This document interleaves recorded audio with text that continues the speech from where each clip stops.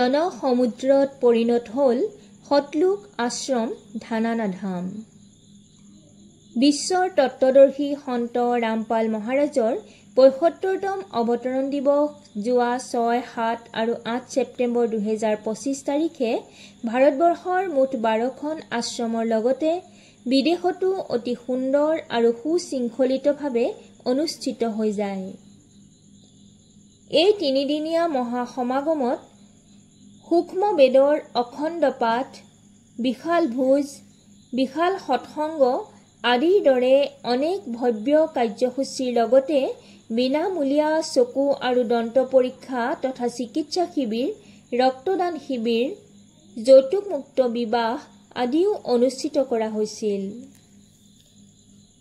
হাৰিয়ানা ৰাজ্যৰ সতলোক আশ্ৰমৰ ধানানাধামতো এই মহাসমাগমৰ বিৰল দৃশ্য দেখিবলৈ পোৱা গ'ল।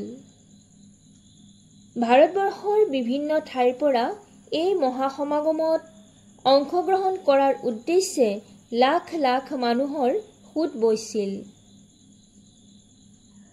সন্ত ৰামপাল মহাৰাজৰ শিষ্যসকলে ৰাতি দিন সেৱাত তৎপৰ থাকি অনুষ্ঠানসমূহ সুচাৰুৰূপে চলাই নিছিল।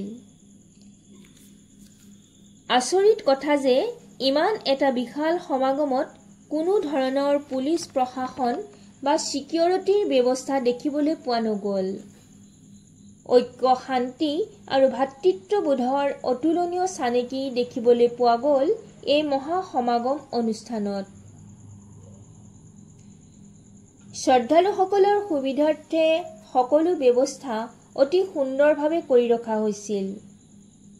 হাজাৰ হাজাৰ লেট্ৰিন বাথৰুমৰ ব্যৱস্থাৰ লগতে চাবোন, তেল আদিৰ ব্যৱস্থাও আছিল, যাতে ভক্তসকলৰ কোনো ক্ষেত্ৰতে অসুবিধাৰ সন্মুখীন নহয়।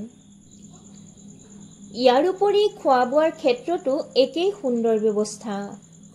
হাজাৰ হাজাৰ ব্যক্তিয়ে একেলগে বহি ভোজন কৰাৰ বিশাল ভোজনালয়ৰ ব্যৱস্থাৰ লগতে ২৪ ঘণ্টাই চাহ আৰু খাটি ঘিউৰে তৈয়াৰী লাডু, জেলেবি, বৰফি, ভাত, ৰুটি আদি যোগান ধৰিছিল সেৱক সেৱিকাসকলে।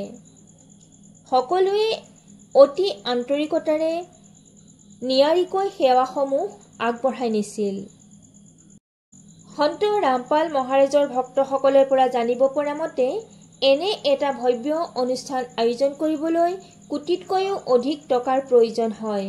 কিন্তু আচৰিত কথা যে এই অনুষ্ঠান আয়োজনৰ বাবে কাৰোৰে পৰা এটা টকাও দান বৰঙণি তথা ডনেশ্যন লোৱা নহয়। ইয়াত কোনো মনি ৰিচিভৰ ব্যৱস্থাও নাই।